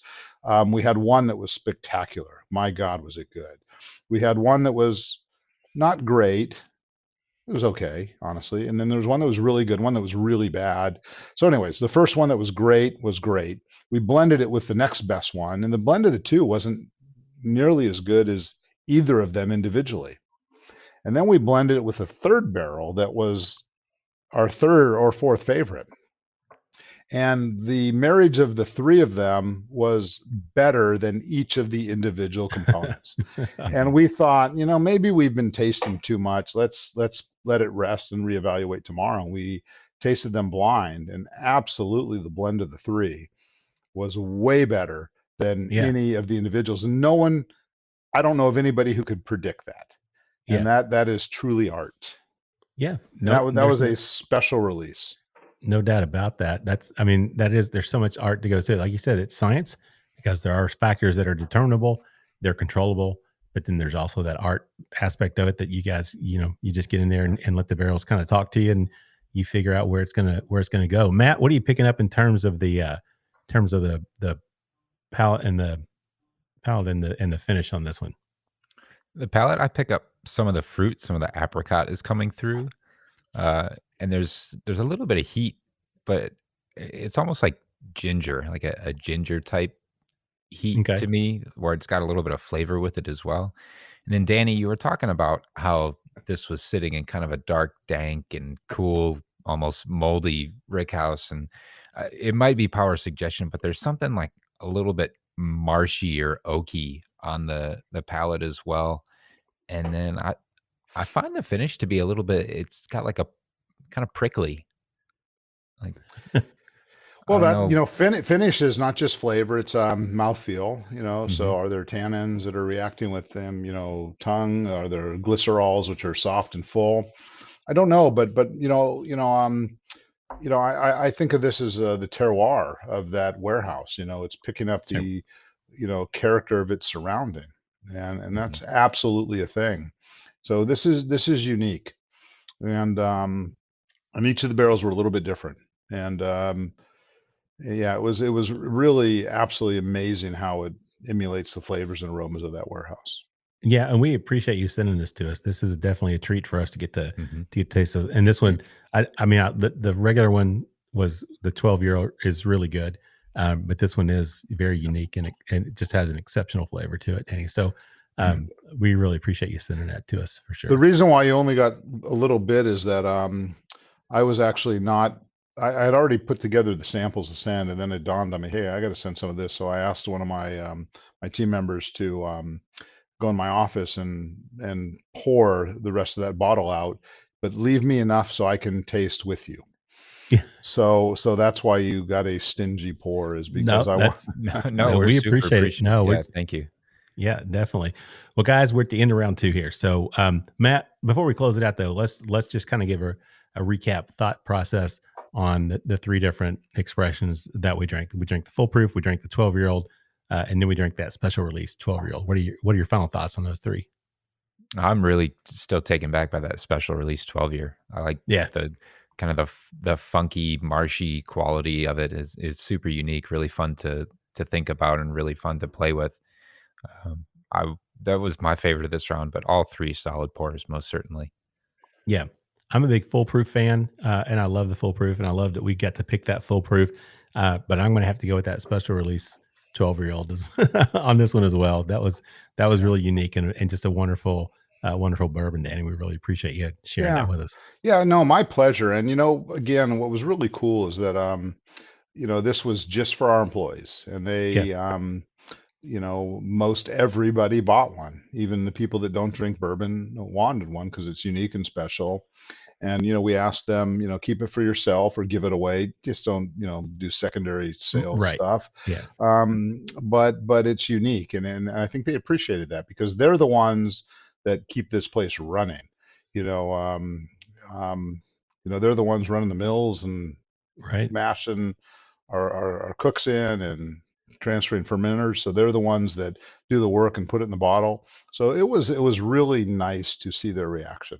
So that That's makes very it special. And I've tasted it blind just to make sure that all this, happy stuff doesn't, affect my taste. And I still come back to this one as being unique and special. It's very identifiable. But yeah. I like this one a lot. Well, we appreciate the opportunity to taste that one. So let's take a quick break, get a word from our sponsors, and we'll come back with more with Danny Kahn, the Master Distiller from Barton 1792 Distillery in just a minute. Located just east of Lake Tahoe and the Sierra Nevada mountains, Frey Ranch Distillery was founded by fifth-generation Nevada farmers. Our grain-to-glass bourbon is made using a 4-grain mash bill, including a non-GMO corn, rye, wheat, and barley, all of which is 100% sustainably grown on the 1,500-acre Frey Ranch. And our commitment to excellence shows with a recent gold medal win at the 2020 Whiskeys of the World and USA Spirits competitions. Find out more at www.freyranch.com. Spirits of French Lick crafts their spirits using only the finest agricultural product that has defined character, following their motto, respect the grain. They lead the way in representing the quality of the Hoosier artisan distilling process while paying tribute to its inseparable past. By implementing best practices from those early times, combined with modern touches, Spirits of French Lick has created a truly unique place in the industry. Spirits of French Lick products are distributed throughout Indiana, Kentucky, and Missouri, and can also be purchased online through Sealbox at sealbox.com. Visit spiritsofFrenchlick.com to learn more information and make sure to follow them on Facebook and Instagram. All right, everybody, welcome back for the third and final session of the Bourbon Life Podcast. I'm your host, Mark, and with me, as always, is my good friend, Matt. Matt, thanks for hanging in there, man. How you doing? Oh, Mark, I'm doing great. I wouldn't miss this for the world. You know that. Come on. Yeah, man. We're having a good time tonight. Who knew that dry January could be so much damn fun, Matt? I've been telling you that for the last 2 years. I know you have. I've never listened to you, Matt. I need to pay more attention. Why'd you start now? I know. It's like I need to pay more attention, Matt, what you say, because you're right on. No, but it has been fun. It's to me, people ask, they're like, why are you doing it? I'm like, well, it's not because I feel like I'm an alcoholic and I gotta say, oh, I cannot drink for a month, but it is a nice opportunity to kind of just reset, start the year with a focus and with a goal. And it kind of becomes a little competition with yourself to where you can say, can I really do this? Can I go 30 days without taking a sip or taking an actual drink of alcohol? So to me, I've always been competitive and it's always competitive with myself more than anybody else. So it's just one of those things now. It's kind of like a little self-challenge. Can I actually do this? So far, Matt, I'm hanging in there for the most part. Well, that's good. I don't want to burst your bubble, but January has 31 days. Yeah. Thanks, Matt. I appreciate that. Yeah, if I do, I'm going to do dry February because 28 days, 27 if we get a leap year, right? No, 20, it's an extra day. That's right. Damn it. That's what I meant. See, guys, I need to drink because I can't think straight when I'm not. So, Matt, tell everybody who we have with us tonight. Danny Kahn, the Master Distiller from Barton 1792, is back with us. And Danny, what do we have poured up in this last round? So this one is cool, and it's called Thomas S. Moore Port Finish. So in fact, let me show a bottle because maybe people haven't seen it. Now this is not the port, but this was last year's release. This is the Chardonnay Finish. Okay. So last year we released two, and Thomas S. Moore, and a couple things I'll talk about here. But I'm not a marketing guy, but often things on the label, I always challenge marketing. But we call this an extended cask finish, and that's actually pretty critical, and I'll explain that if you have the time. But we did three last year: Chardonnay, Cabernet, and Port. And we're drinking the Port. And I picked that one because one of the very popular 1792 expressions was the port finish, and they Right. are impossible to find. I actually found a couple, and I hate collecting. I like to taste and drink and share, but the port I'm hanging on to because they just don't exist. So Right. this is similar, but here's the deal. So it's our 1792 grain bill, but I believe, and I've experimented with this, that 5 to 6 year old, a younger bourbon, is ideal for the extended cask finish. And Okay. the reason for that is that when you get into a younger bourbon, and again, we're talking about age, but I like to talk about maturity. When it's younger, less mature, you get more of the fermentation character, a little bit more of the grain character, less of the oak, less of the maturation, oxidation. And I think that when you have less of those components, those younger bourbon flavors, less mature bourbon flavors play better with the extended cask. Okay. So let's talk about that. It's actually really cool. But the extended cask finish means, so normally if you put a bourbon into a cask and I haven't researched this, so I'm not going to, claim to be an expert, but a lot of people put it in the cask for, 2 to 6 months. So at that point, what you're getting is the flavors that come out of that cask, what juice was in that cask prior. So in this case, it's port. So by extending it, and when I say extended, we in these Thomas S. More expressions, they were in that secondary cask anywhere from 2 to 5 years. Oh, okay. Wow. So you get the juice that was in the wood that is now extracted into the bourbon. So the other two components that are pretty powerful are that, the Cabernet, the Chardonnay, and the port, those barrels are treated differently. They're, especially the wine, they're not charred, they're toasted. Right. And wine often uses 1, 2, and 3 fills. Some of our barrels were 1 fill wine, and then we get them. There's more tannic component. After the winery uses it a second time, it extracts more tannin. So by the time we get the barrel, it's got a little less tannin. So whether it's the first, second, or third fill, you get different levels of tannin. You get different levels of the toast component. And I'm not sure if everybody knows the difference between toast and char. But when you char a barrel, you're giving it direct fire, it's catching on fire, and it burns for approximately 30 seconds, and then we extinguish it. Well, when you toast a barrel, you're giving it indirect heat, and it's anywhere from 10 to 40 minutes, and it slowly cooks, never catches on fire. So you get totally different flavors. And that's what's used in the wine industry, toasted barrels. And you can toast it short time, long time. There's all sorts of different variables and ways to play with that.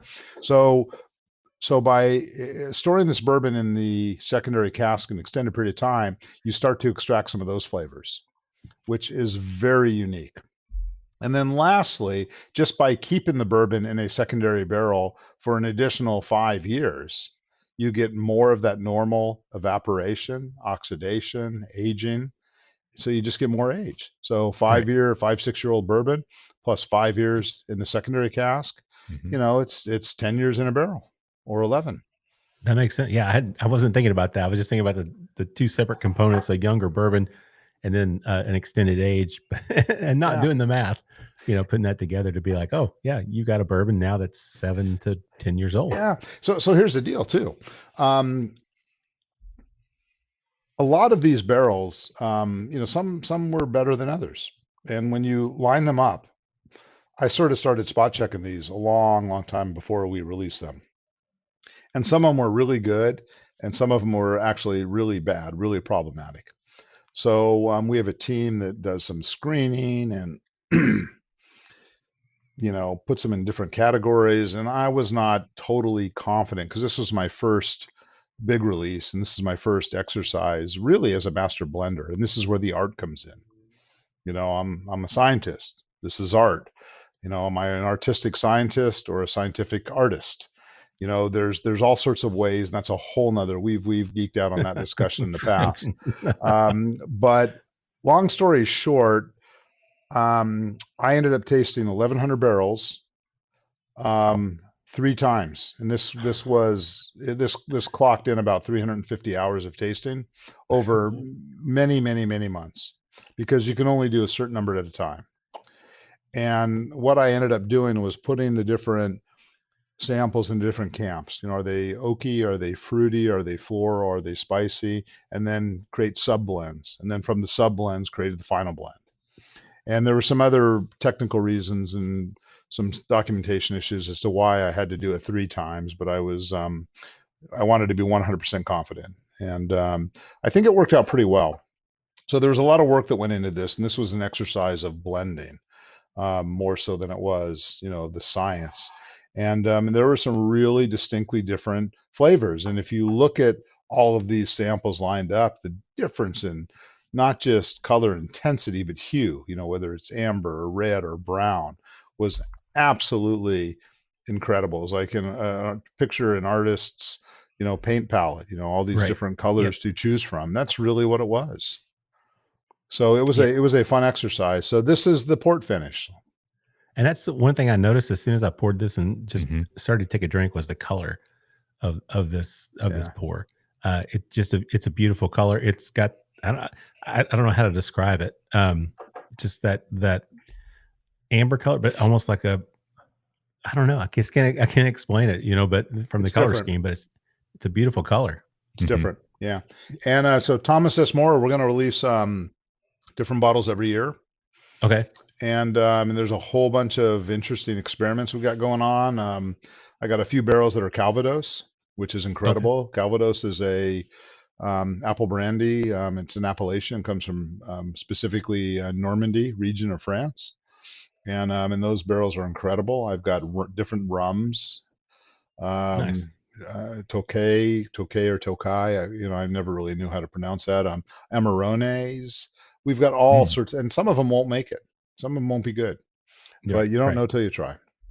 Well, so here's a question, and it'll lead to another question. But so what was the deciding factor, or what made you all decide, hey, let's do this. Let's do this Thomas More line of expressions that are going to be finished bourbons. What was it? Kind of switching gears from having a bourbon, having bottle and bond, full proof, small Yeah, batch. You got bourbon, different variations of the bourbon, and now you're doing something completely different. yeah. So what was kind of that deciding factor, or what was it that made you all say, "Hey, let's just give this a shot and see what happens"? You know, a lot of what we do is experimentation. I'm a fond believer in saying you don't know your limits till you exceed them. So you got to push the envelope a little bit. You got to fail. Fail fast, fail often is a great expression. You don't know your limits till you exceed them. And let's try it. And we learned a lot. And I think one of the most important things that I learned, the first go around of the Thomas S. More releases were barrels that I adopted. And I think I never thought in my wildest dreams that my work at a winery would pay off.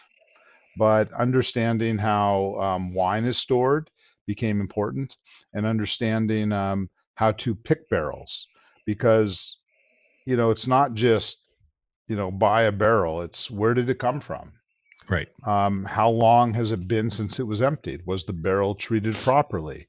And I went through a phase where when we were buying different barrels, Madeira or sherry, I would sniff every single empty barrel before we filled them. And sniffing 200 barrels takes a fair amount of time. And I would put them in categories of nutty, floral, woody, just basic camps, so that when we put them in the barrel and then we taste the juice after it comes out of the barrel, which ones do we like better, so that we can pick them next time. And then sometimes that doesn't even matter, because then you decide, I want 5 of the woody with 6 of the nutty with 10 of the florals. Creating the blend is really the art part. Yeah. And So yeah. oh, go ahead. Yeah, what I was gonna say was that kind of leads me to that second question, which is Barton 1792 is part of the Sazerac family. And we've had Harlan on the show. We talked a lot about innovation, experimentation, and so that seems to be kind of in the DNA Oh yeah. with that brand. So you guys are, it seems like you're really following through with that, you know, that whole philosophy, Oh yeah. that seems to be kind of part of what Sazerac is. Can you talk a little bit about that, and then also just the nature of working with Sazerac and being part of Sure. that family? Sazerac's a big company, and we do a lot of stuff. But what's very interesting and important to me is that each distillery, be it Buffalo Trace, be it Barton 1792, be it A. Smith Bowman, or our new distillery in Tennessee, we all have our local influence and flair. And we are, you know, really quite autonomous. And we, are owned by a parent company, and we're encouraged to experiment and create and develop. And, again, you don't know what the next great thing is until you try. Mhm. And it's understood that with experimentation comes failure. Things might not work out. And, there's a lot of things that don't make it to market because they're not standard. They have not reached our standard, I should say. We tried it.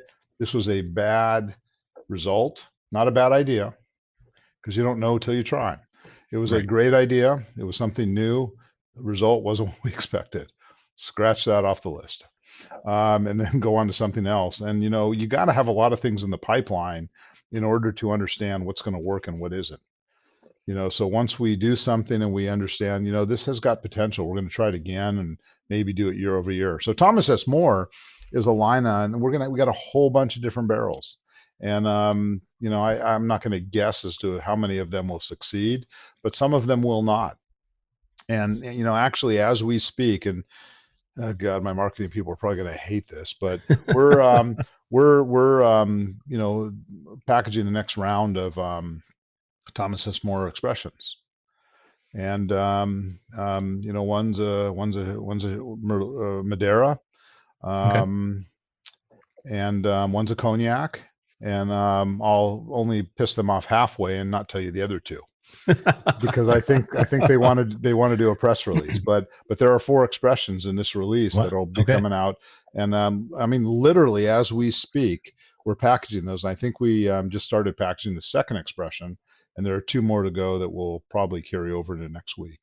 So the next month we're going to have the next round of Thomas S. More extended Great. cask finish. And by the way, I didn't make this connection, but the connection really is Thomas S. More, sort of our founder, was really an innovator in um, whiskey and bourbon in particular.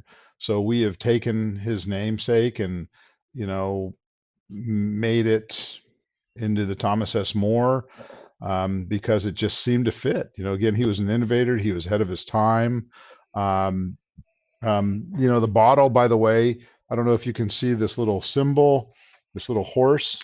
Oh yeah, yeah, yeah. Mhm. That was actually one of his first releases, and this was one of his horses, and that symbol was used. It was the Belle of Nelson County, Oh, okay. and that was a bourbon that was released in the 1800s. And we've taken real symbolism that was used and put it on this bottle. And there's a long story on the back of this bottle. Well, they're beautiful bottles. I've seen them out, so and I'll definitely look forward to seeing the new releases as well. Matt, let's talk about the aromas. Now I'm going to start saying aromas. The nose, the aromas.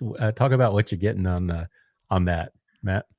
The first thing I really picked up was the grape, and not as like a red wine, but like a sweet grape that came through with it, like a ruby sweet grape, and then there was a little bit of nuttiness as well, and there's something. It has a very bright nose. It was like really bright flavors to it, but then there's also something really earthen about it. I wrote down and was thinking like just something about like forest wood, like a if you can Mm, just imagine like kind of the smell of the forest and the forest wood, no particular type of wood, and I'm not like picking up oak or cherry or maple, but just like this a nice smell of like earthen forest wood. yeah. I like that a lot. And here's why. So I talked about extended cask finish, the bourbon, the flavors of the juice that were in the barrel, but that secondary component is how was that barrel treated? And it's not American oak. And by the way, bourbon doesn't have to be American oak. I hear a lot of people tell me it's got to be white American oak. No, it Right. needs to be American. I'm sorry, it needs to be oak, new charred oak. Period.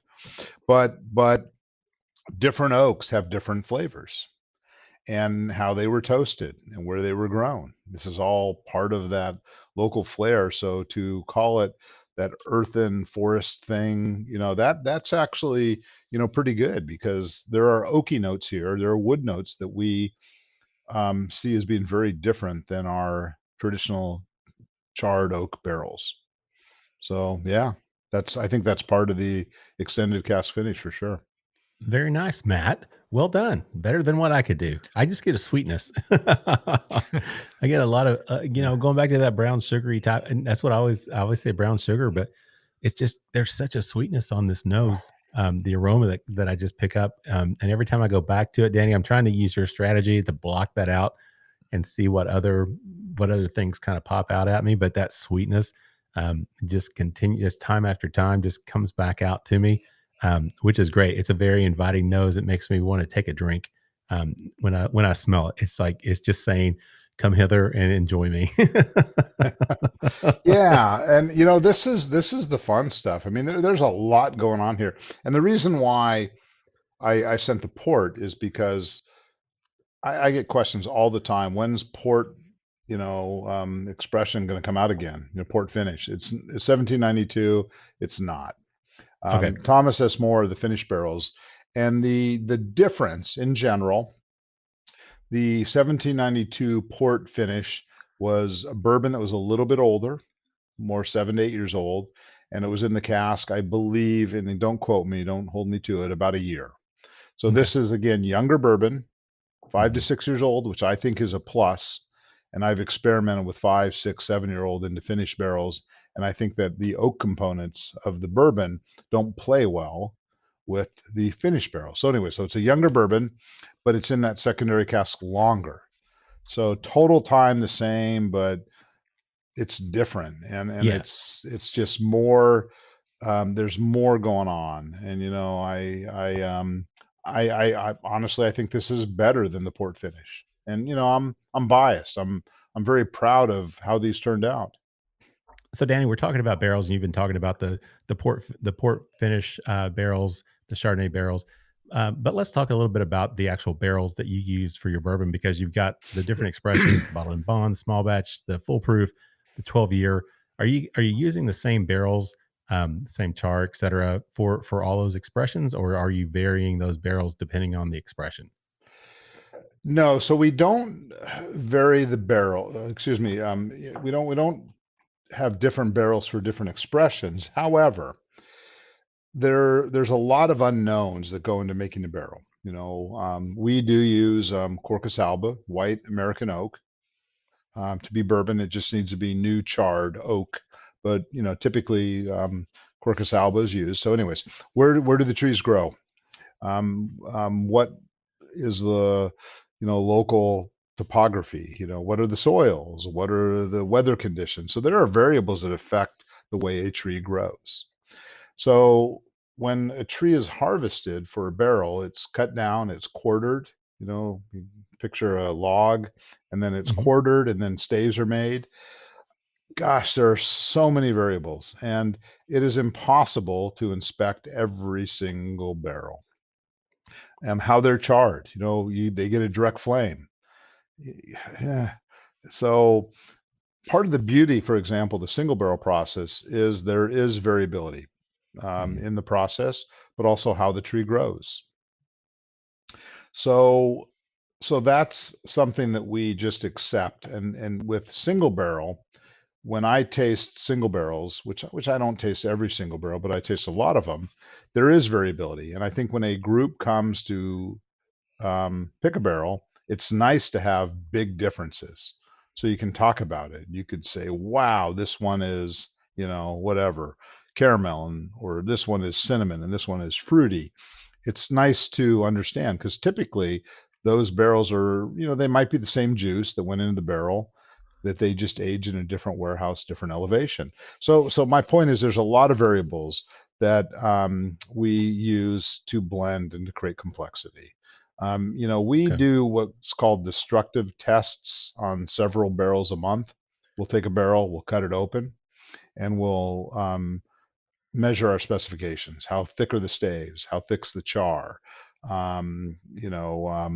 What is the quality of the char? Things like that. So we do spot checks to validate how the cooper is making the barrel. But, who do we go to if we don't like the way the tree grew? Good point. Yeah. So Yeah. there's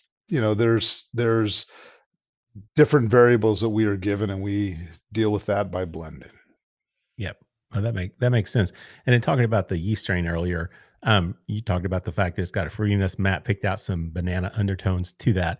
Is it the same yeast strain that you use for your expressions, or do you vary that as well, or is it the same thing? Well, for 1792, it's the same yeast. And then we also make Early Times here. That's our brand. That's a very different yeast. Right. And then we experiment. We do a lot of experimentation, and we experiment with yeasts. But again, this is a rat hole. This is an hour topic if you want to get into it. It's actually like a month-long topic. But if you take the same yeast and you change certain parameters, you're going to get a very different product. And that's something I learned from my background.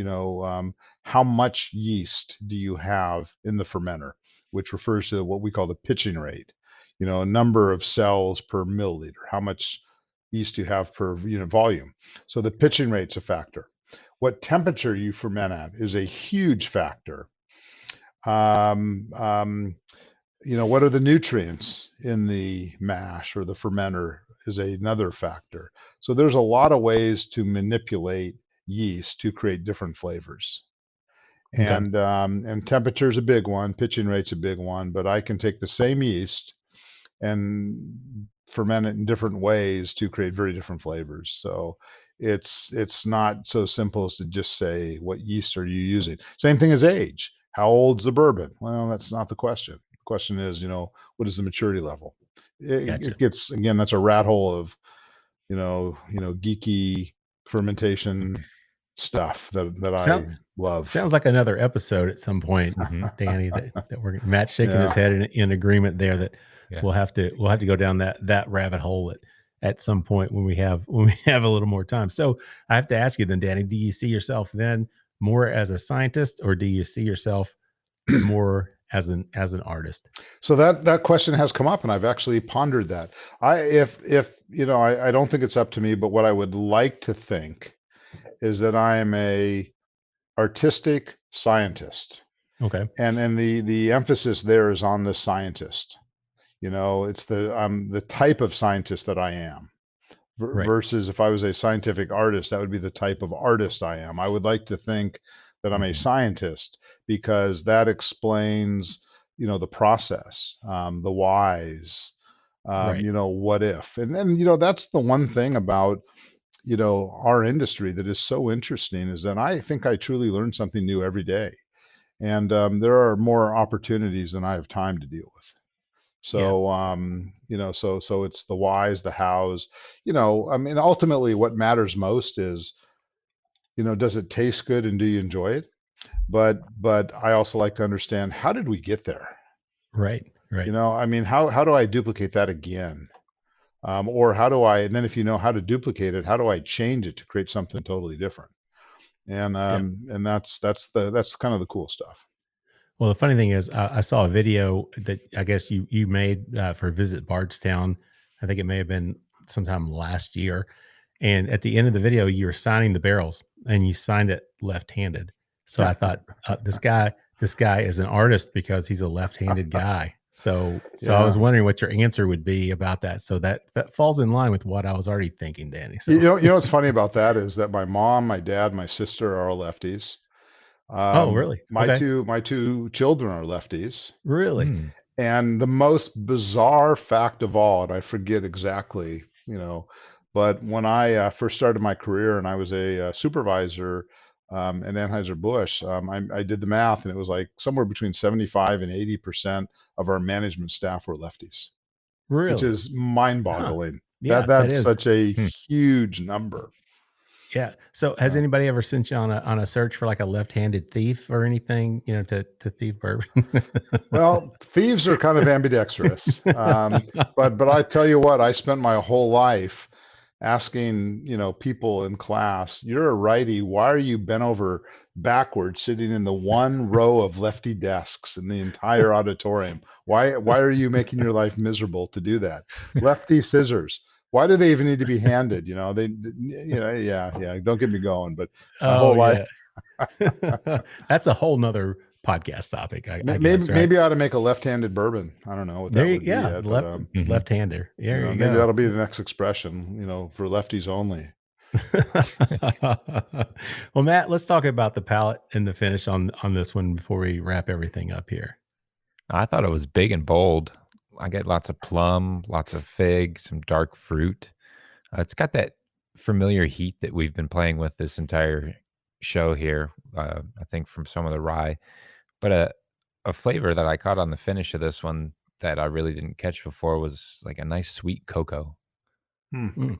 Yeah. coming down at the end. Yeah, nice. I can see that, Matt, for sure. That's a good, power suggestion again. But yeah, because I was getting a lot of sweetness, and that was what was really kind of impressing me was the fact because a lot of times when I get a wine finished, port finished bourbon, I've just it's just not in my wheelhouse.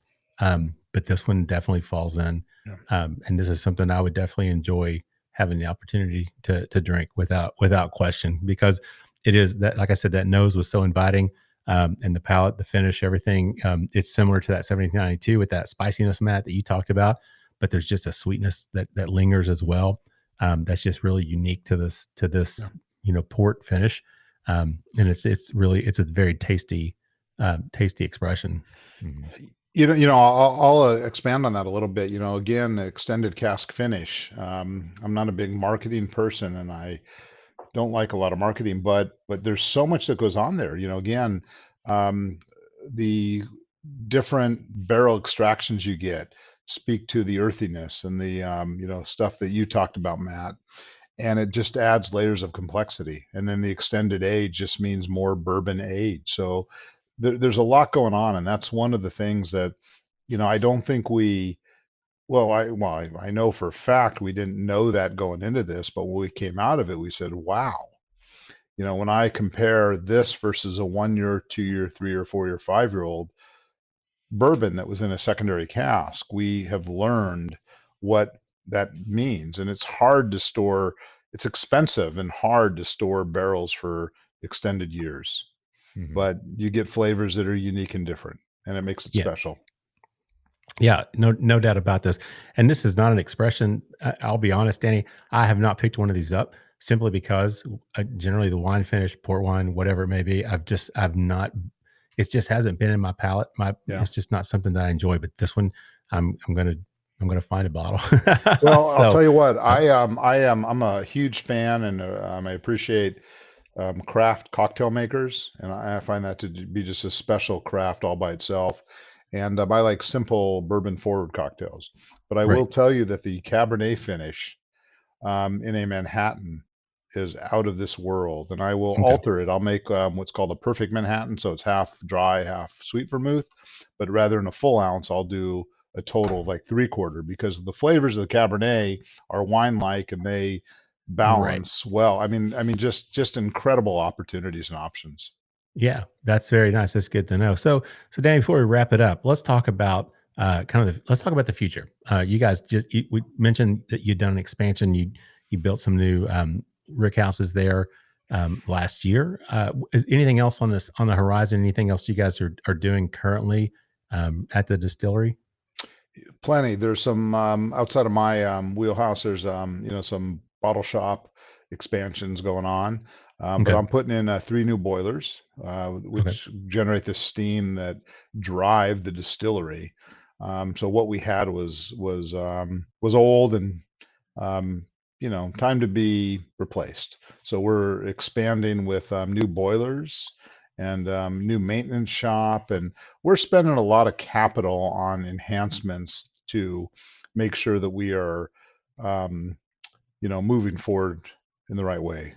Good. So that we can make the right bourbon in the right quantity, and just do it, safely and sustainably, and all that stuff. So there's a lot of projects that I would say that are not, super sexy. It's like, but they're core. They're Right. giving Right. us, stability and longevity, and that's pretty important. It speaks to where we are Yeah. and the support we get from Sazerac, and where we think bourbon is going, whiskey is going as a whole. Now, I'd love to share all of our experiments with you, but Yeah, feel free to. Go ahead, Danny. yeah, Nobody's listening. I mean, go ahead. No, I but get it. So what about you? Any plans? I mean, gonna get into drag racing, or, stock car racing, or anything else, any kind of wild thing for yourself personally? well, I did, by the way, go through a stock car phase when I moved to Georgia. That was like incredible. Nice. I love stock car. Yeah. Oh yeah. Gosh, I shouldn't say it, but I like it more than Kentucky Derby. Oh Um, yeah. but I hike more now rather than blast down mountains on a mountain bike. Again, I got to tone it down a little bit. Yeah. But I like being outdoors, and I like learning things, and I love to cook, and I'm obsessed with coffee because I don't drink bourbon in the morning, Right. but I do drink coffee in the morning and the afternoon. So I like flavors. I like craving. Yeah. I like sensory. So I tinker. I get bored easy, so I don't allow myself to get bored, if that Good. makes sense. Yep. No, trust me, that makes perfect sense. So people want to come to the distillery. You guys are open, doing Yes. tours, everything, right? So Yes. people can come down and check you guys out down there in Bardstown. So, Yep. We're still doing, we're making sure, we're wearing masks. right. We know that helps minimize the spread, and we're checking temperatures. But yes, we are open for tours, Okay. and we're trying to live in the world we're in, and doing the best we can. Good. That's great to hear. So, Matt, final thoughts on this port finished Thomas More bourbon. What do you think? I really like it. It's been very much in line with what we've been tasting tonight, but in all the best ways, so much different. Yeah. I like it. It's got a lot more characteristic than what we often get from a port finish, and I think it fits really well with what you were trying to do, Danny. I appreciate it. Yeah, thank you. I appreciate that. And this was a very stressful blending project. I had people to help back me up and to double check, but there were some barrels that were not good, and how do they blend properly? And then it was on me, and I had some good support, but I'm really happy with the way it turned out, and Yeah. I'm excited about the next round. Again, you'll hear about that in the next. I don't know when our press release is, but I just sort of spoiled the cake, I guess, on two of No, those that's for all you. right. We appreciate that, definitely. So, It's all right. all right, Bourbon Danny, Life exclusive. the Bourbon Life, the Bourbon Life exclusive. Appreciate that. So anything you want to add, Danny, before we wrap it up and close it out tonight? No, I will say no, and I'll talk, but this was fun, and I Good. appreciate your interest in bourbon, and I enjoyed the talk, and hope people learn something, and hope that it continues to drive passion, because that is one thing about our industry that is special. A lot of people are passionate about a lot of things, but that's one thing that makes us really special, is that there is passion and interest. And as long as we do so responsibly, it's awesome. And it's funny. I've never found the perfect bourbon, and I don't think I ever will, because whenever I find one that's incredible, I think, how can it be a little better? And it's funny because my children used to mock me when they were younger, because I'm in the habit, I'll swirl my milk just as a habit. And by the way, maybe too much information, but there are certain places I don't buy milk because I don't like their milk. And milk is not milk. So I taste things, I enjoy things, and I think that's what's special about our industry. Yeah, People enjoy them. definitely. That's great though. Matt, anything you want to add before we wrap it up and close it out tonight? Hey, Danny, thanks for taking the time to be on the show tonight and sitting down with us and sending us a full-on portfolio of what you've been up to A over at cornucopia 17. of No kidding. bourbon. At Yeah. 1792, Yeah. I only wish this weren't January when we were doing this. So we'll have to have you on again if we can do it once more. But we really Sure. appreciate it. It's been fun getting to know you and to hear about your past and how it's played into your present and what you plan to do in the future. And we're looking forward to seeing if you can create that perfect bourbon. But I'll hold you to something better if you do. So because I know you Yeah. will. It's always, how can it be better? And that, Yeah. that's kind of a curse, because why can't I just sit there and enjoy something? Why? I mean, Right. honestly, I do enjoy it, but I always ask, what if? How could it be a little better? That it's not as negative as it sounds, but it you can see how that could be a problem, right? Yep. Mhm. Just enjoy it. But I do. I truly do. Well, that's great. Danny, we appreciate you being with us tonight. Really appreciate everything you've done. Appreciate you sending us all these wonderful expressions to share with us. It's been a lot of fun. And like Matt said, getting to know you, talk to you, get your background. That's just been a lot of fun as well. And we really appreciate it. And again, we are the Bourbon Life Podcast presented by Tim Smith Spirits. And we want to thank all of our sponsors out there. We appreciate everything they do for us. And if any of our listeners, if you guys want to contact us, please feel free to do so. You can email us at thebourbonlife@gmail.com. We would love to hear from you guys. You can check us out, obviously, on all the podcasting platforms. Leave us a review if you feel so inclined. We would really appreciate that. You can also find us on Facebook and Instagram as well. And with that said, I'm going to wrap it up, send us home with our tagline, which is, may your glasses always be full, and may you keep on living the bourbon life. Thank you for joining us for this week's episode of the Bourbon Life Podcast. Our mission at the Bourbon Life is simple: to share our passion for all things bourbon with you every week. And we'd really love to hear your thoughts on how we're doing. You can find us on Instagram and Facebook at The Bourbon Life. You can also contact us by email at thebourbonlife@gmail.com. And you can always find us on your favorite podcast platform. If you have a moment, we'd love it if you would rate us and give us a review. So until next week, we hope your glass is always full and that you keep on living the bourbon life.